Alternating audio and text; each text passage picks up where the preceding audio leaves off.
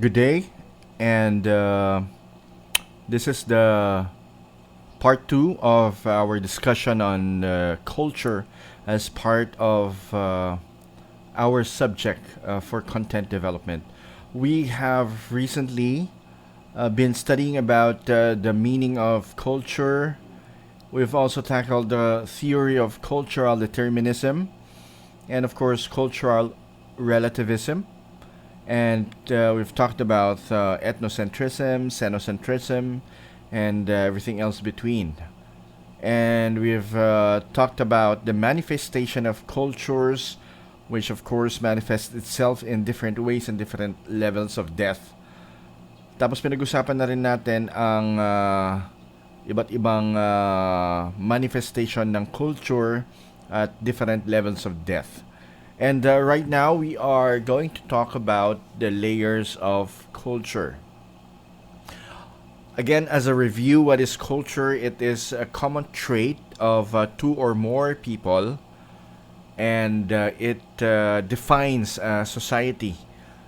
It can be as a group of people, as a nation, as a company, which we will be tackling right now in the topic, the layers of culture, because people, even within the same culture, carry several layers of mental programming within themselves.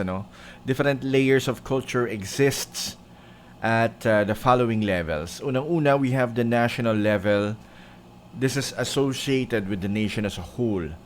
Tayong mga Filipino, or for example, if you guys are American, you have culture as a nation as a whole. As Filipinos, we have also our culture as Filipinos as a whole. So that is the national level. The next one is yung tinatawag natin na regional level. This is associated with ethnic, linguistic, or religious differences even that exist within the nation. For example, we have the Ilocanos, we have the Kapampangans, the Tagalogs, sabihin na rin natin ang mga Igorot, or even religious, ang mga Kristiyano at mga Muslim. This is the regional level sa ating layers of culture. The next level would be the gender level, and this is associated with gender differences. So it's female versus male naman ito. We also have the differences in culture sa tinatawag natin na the generation level. This is associated with the differences between the grandparents and parents, and then parents, and then children. Next, we have the social class level. Well, to put it lightly, pag sinabi nating social class kasi, this is the associated with educational opportunities and differences in occupation. We could say na ang difference ito is yung masa at saka yung sosi, So that is the social class level. Mahirap, mga mayayaman, that is the social class level.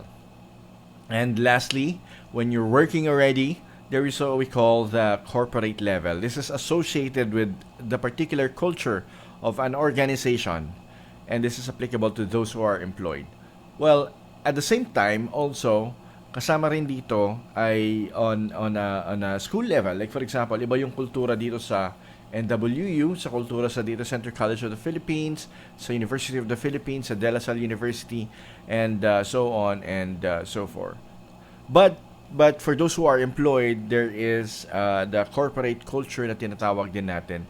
At Northwestern University, we are having what we call the champs, So those are the layers of culture.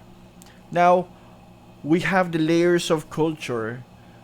There are the metrics of culture naman, and this is where we are measuring tinatawag natin na cultural differences. What are those? Okay. Cultural differences, these are variables that can be operationalized either by single or composite measure techniques. So, pwedeng isang simpleng Q&A lang yan, or maybe focus group discussion to measure those indexes, those variables that we need when we are trying to produce some content for our intended audiences.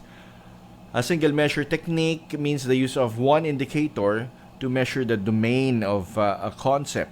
The composite measure technique means the use of several indicators to construct an index for the concept after the domain of the concept has been empirically sampled. And there was this guy, Hofstede, made a composite measure technique to measure cultural differences amongst different societies.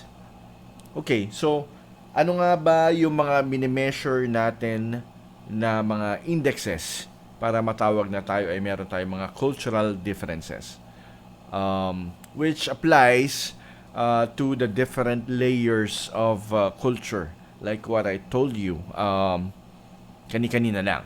So the first one is power distance index. When we say power distance index, this index measures the degree of inequality that exists in a society. So from this extreme to this extreme, gaano kalayo? Gaano kalayo ang gap ng mayayaman sa mahihirap? Gaano kalayo ang gap ng mga tradisyonal sa mga liberal? That length or that width, that would be the power distance index. In the Philippines, for example, is napapansin natin ang mga mayayaman not only in the Philippines, but there's a lot of countries na the rich are getting richer while the poor are getting poorer. It's even in the song, the Black Eyed Peas, right? So that is the power distance index. Sometimes when the culture is being homogeneous na, para nagiging mas tight na yung culture natin, medyo nabablur na yung line na to. Especially if halos magkaka-social class na or halos pare-pareho na ng yaman ang mga tao sa isang culture, sa isang society, hindi na natin to napapansin, and it becomes less and less relevant. But for now, what we can observe is that there is a big power distance index. Didn't you know that the 1% 1% of people in the whole world is richer than the rest of the 99%? No? So there's that power distance index, which is really, really big. The next one would be the uncertainty avoidance index. So what is uncertainty avoidance? Ito naman tinatawag na pagka-anxious ng isang society. This index measures the extent to which a society feels threatened by uncertain or ambiguous situations. Ano ang nangyayari sa isang society or sa isang culture pag sila ay sobra nang napaparanoid? What happens would be, for a high uncertainty avoidance index, ang mangyayari niyan is there would be more rules. People are more strict with regard to law, kasi they would know that these laws are put into place and that these are gonna help them be or survive, keep their souls alive, parang praning ka so you are more reliant on rules, no? And if you have a low uncertainty avoidance index, ibig sabihin para bang more and more in this particular culture wala silang anxiety masyado, so less rules apply to them, and these are really prevalent in countries na very liberal sa kanilang mga laws. For example, the countries who are allowing same-sex marriage, the countries who are not prohibiting marijuana, like Amsterdam, mga ganyan, kasi they know that the people are less paranoid or less anxious about these things. And yun ang pinagkaiba ng high uncertainty avoidance index at saka low uncertainty avoidance index. Okay. Next is individualism index. This index measures the extent to which a society is individualistic. Individualism refers to a loosely knit social framework in which society in which people are supposed to take care of themselves and their immediate families only. No? Na para bang it's I I bring food, I give food to my family. My family is my responsibility and I don't have much responsibility for the people around me. For the country as long as mapakang ko ti pamilya, as long as napapakain ko ang aking family, then I'm okay. That's the individualism index. On the opposite end of the spectrum would be collectivism. This occurs when there is a tight social framework in which people distinguish between in groups and out groups. They expect their in groups or relatives, clans, or organizations to look after them in exchange for absolute loyalty. Na para bang you are okay because you have relatives who will take care of you, then that would be collectivism. Na para bang you are producing some materials or some food because you are going to produce for your family and extended family as well. So that would be collectivism. And then lastly would be the masculinity index, achievement versus relationship here. And this the index measures the extent to which the dominant values are assertiveness, money, and things, and not caring for others or for quality of life. The other end of the spectrum would be femininity, which values relationships more. Pag sinabi nating masculinity index, this is ipinangalan ito sa intrinsic na ugali ng mga lalaki, which is to provide, no, to have money, to have things. And sa kabilang side naman, the femininity index naman is how one would value relationships over money, over material things. So if you have a low masculinity index, then you would have a high femininity index. And if you have a low femininity index, then your masculinity index would be higher. The one with the least masculinity index, the country with the least masculinity index at the moment is Sweden. And the one with the highest masculinity index at the moment is the country of Japan. Those are the measures or the indexes which would measure cultural differences. Now the thing is, cultural differences is something that we should kumbaga pag nasa beach ka we should surf, ano? When we make content, kailangan alam natin tong mga behind the scenes na ito. Malay mo gumawa ka ng content tapos hindi pala applicable dun sa target audience mo yung content na yon. Why? Because of cultural differences. Gumawa ka ng isang bagay na hindi pala applicable dun sa culture ng target audience mo. So sometimes you have to reconcile the cultural differences. How? The first one is cultural awareness.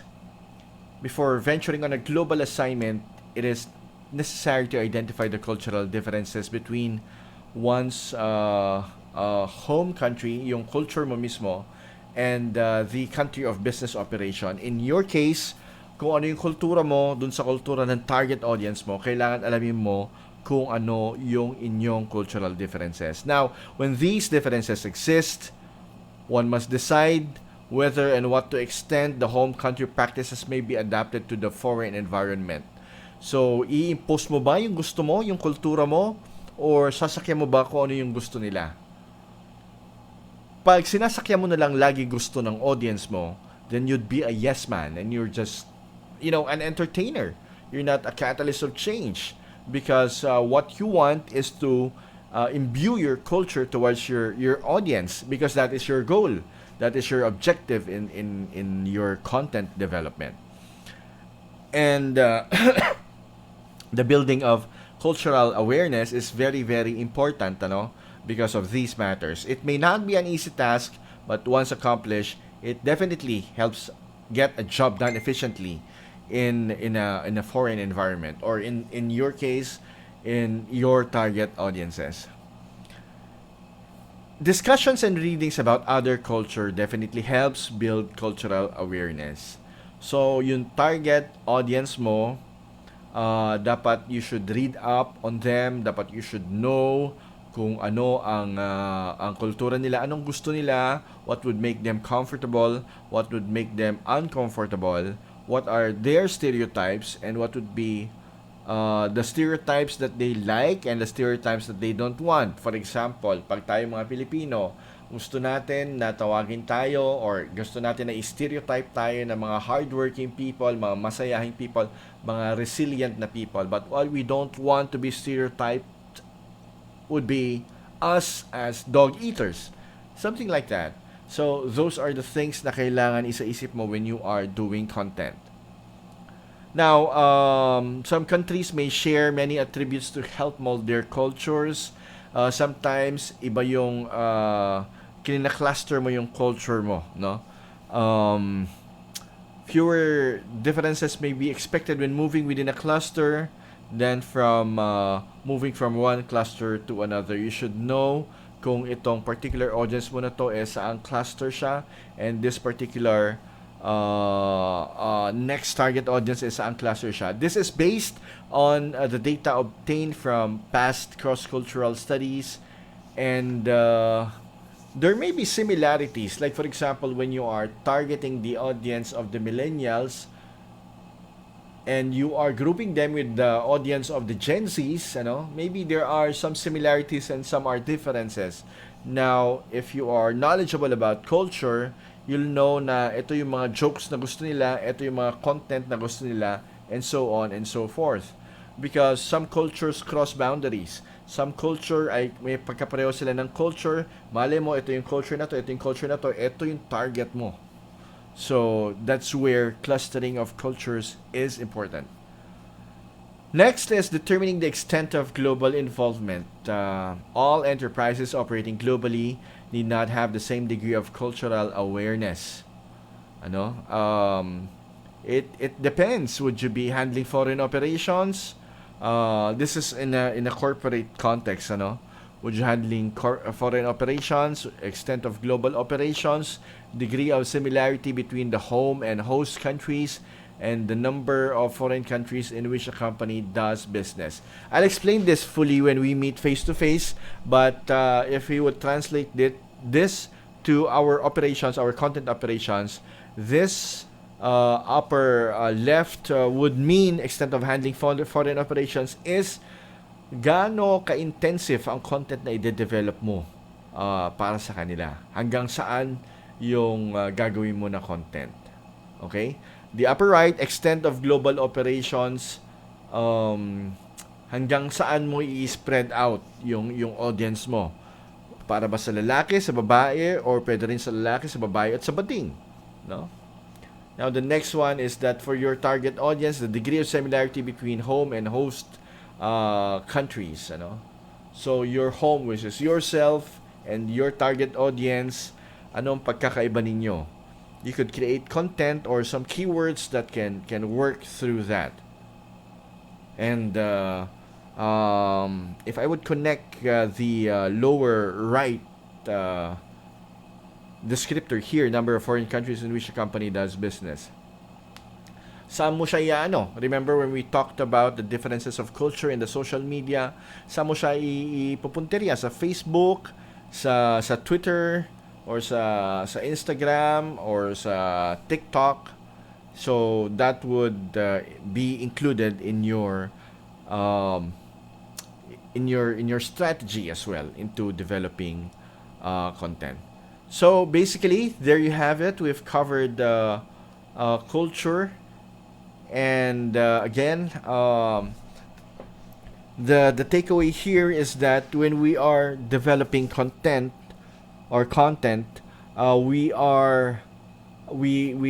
try to include everything that the target audience want.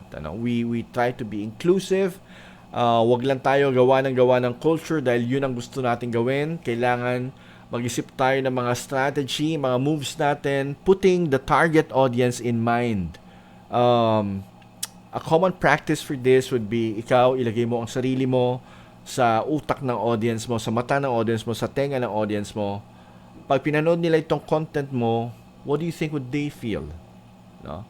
You pretend to be your target audience, and then you would know what works and what would not. Sometimes it's trial and error. Sometimes it's through studies, and sometimes it's through observation.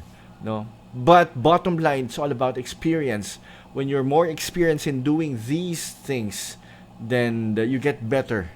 And sabi nga nila, experience is the best teacher. But at least now you know what are the underlying factors and elements of doing content with cultural significance. So that's the end of our lecture for our content, and I'll expect your outputs soon. Have a great day, everyone.